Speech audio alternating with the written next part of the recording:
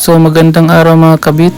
Dumating na po yung in-order natin na tire hugger for Honda Beat version 3 na galing Jakarta, Indonesia. So almost 1 week rin natin hinintay bago dumating ang tire hugger. So sa tingin ko maganda ng pagkakabalot nito. Saka matibay. So kabit na natin. Let's go! So mga kabit, kung gusto nyo umorder ng tire hugger, dito po kayo umorder. Nabili ko po siya ng 767 pesos. Wow, ganda pala ng quality nito. Hindi ko na-expect. Ganda. Mukhang matibay. So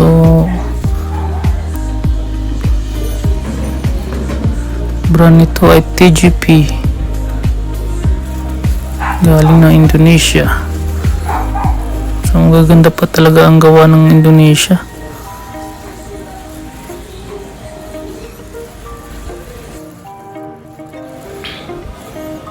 Wow, quality. Ang ganda ng pagka-plastic niya. May pagkahalong glossy tsaka matte look. Matibay. Quality talaga ang gawang Indonesia. Grabe, wala akong masabi.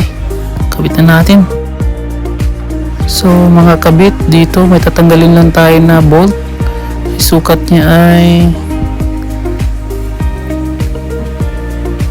10 mm. Yan lang pong gagamitin natin dyan para tanggalin ang bolt. So mga kabit, dito naman na part may tatanggalin lang tayo na 2 screw. So gamit ang Phillips screw. So tanggalin natin mga kabit ang bolt. Dapat dahan-dahan lang po.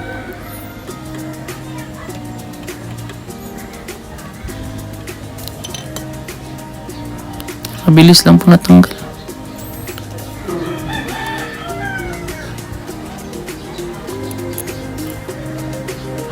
Huwag nyo po walain itong washer po.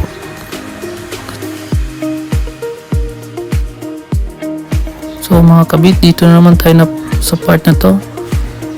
So 2 screw. Phillips screw lang po ang gamit natin dito. Napakadali tanggalin.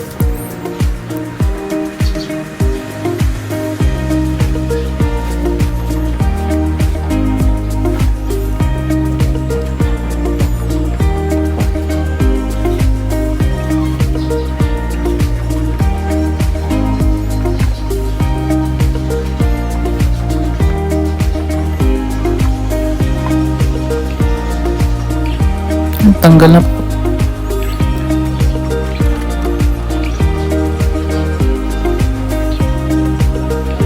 So simulan natin pagkabit.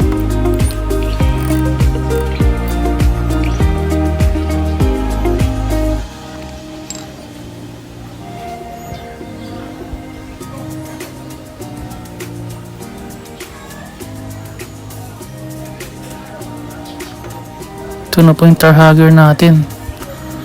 Napakaganda talaga. Wala akong masabi sa quality. Na-excite na ako. Po, dahan-dahan lang po sa pagpasok. Baka mabasag.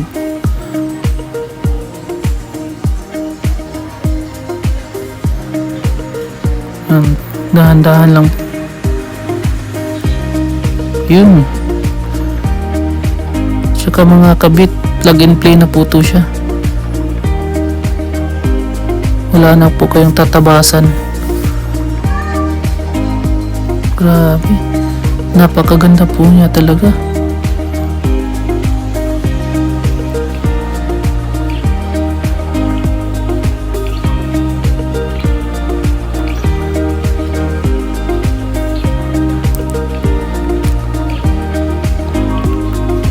Yan po, napakadali lang po kabit mga kabit.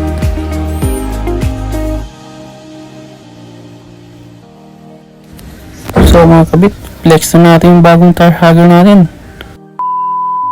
Whoa, whoa, I had to build it up. I play to win, not to run up. This shit finesse, it was never luck. I feel so bad for them boys who stuck. I had to build it up. I play to win, not to run up. This shit finesse, it was never luck. I feel so bad for them boys who stuck. I had to win. Any L I took right on the chin. Roll the dice, how we do it all in.